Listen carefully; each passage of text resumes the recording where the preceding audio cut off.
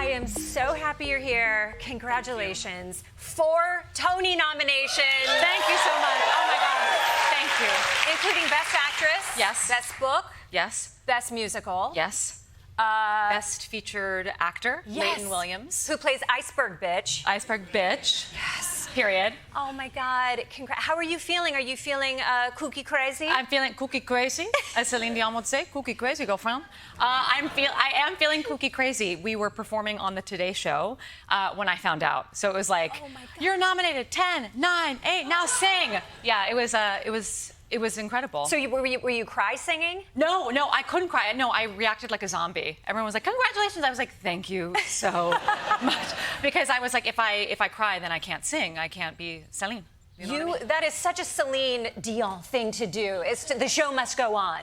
No emotion, you must sing. Oh, yeah, absolutely. The show is so funny, particularly right now in this moment in time. It's something we all need. It is just over the top. It is an over the top, fun, hilarious party. Only it takes place on a sinking ship. Totally. Yes. And somehow it's still joyful. It is still so we did joyful. our job. Yeah. It is. It's top to bottom joyful. For those who haven't seen it, tell us what Titanique is. So Celine Dion believes that she was on the Titanic, and she uses her eyes and her songs to narrate this story. So she's basically like a French-Canadian conspiracy theorist in our musical. Not in real life. She's the greatest singer in the world, but in our musical, she's like, I was on the ship, girlfriend. And they're like, Celine, you would be 150 years old. And she's like, no, go with me. And the story begins there. And so it's just a love letter to her because I'm such a huge fan of her. And obviously the movie Titanic. Yes. And so we combined the two, not thinking that it would become this massive hit that it is now. It is so, I mean, listen, I'm a fan of Celine and Titanic, so this musical is like, you can just tap it right into my veins. Yeah, you can inject it in the veins. It. Yeah. But how did all of this start? Because your Celine is incredible. First of all, how do you get into the body of Céline Dion? What is your process like? Well, I researched her on, like, I say that I'm in a relationship with her on Instagram because she'd be the first thing that I would look at in the morning and the last thing before I went to bed, and I'd be like, Celine, it's me, Celine. And I started to pick up, like, she has like such a specific language. She does like a lot with the fingers. She likes to conduct. She's always in disbelief. Oh my God, it's good to see you. She'll find the camera. Oh, hey girlfriend, it's me, Celine Dion. Do you know what I mean? She does a little chest bump.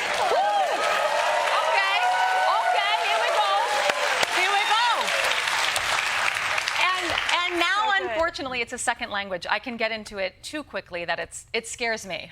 So is perfection. Did it start with the Celine impression and then you thought, I have got to write a musical around this? No. It started with coming up with the idea for the show. It started drunk in a bar, LOL, where all great ideas happen. Yes. Yeah. Yes.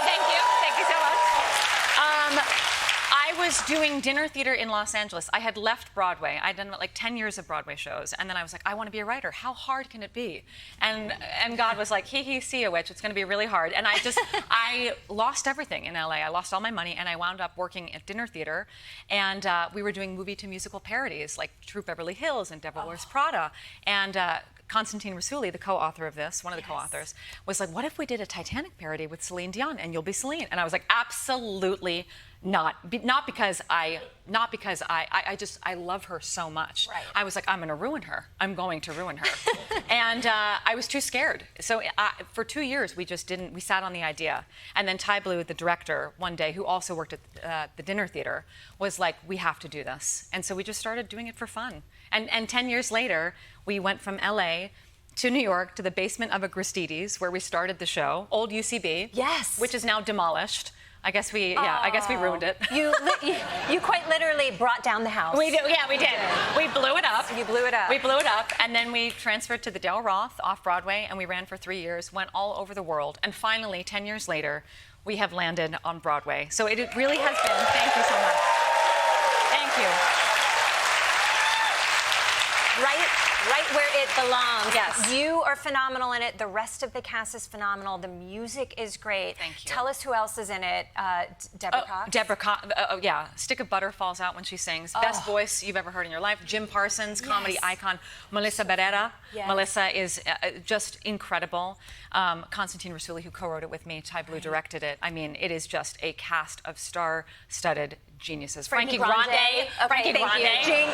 Oh my God, Jinx. Yes. Yeah. How can I forget him? John Riddle, the voice of an angel. I mean, it is just I feel so blessed every single day that not only have I written something, but it's with all of my best friends. Do you know what I mean? Yes. Like, coming to work is an absolute joy, and I get to be, the greatest singer in the world. In the world. Yeah.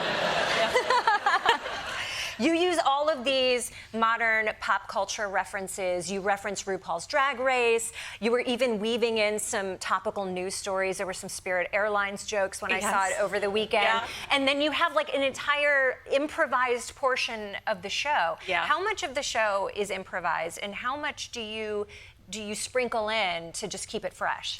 We have a whole section of the show that is like kind of fully improvised, and that was because we were like, again, drunk, LOL, and bad writers in Los Angeles, and we couldn't figure out how to transition from scene to scene. And Ty and Connie were like, Marla, why don't you just I don't know, improv. And so I started doing that, and then it became this thing where people would come back like 10, 12, 15 times because there's a whole section that's completely different, which is very different than a typical Broadway show. Yeah, we didn't know. Good marketing. Keep them coming Yeah, back. exactly. Yeah, spend more money. Exactly. Yeah.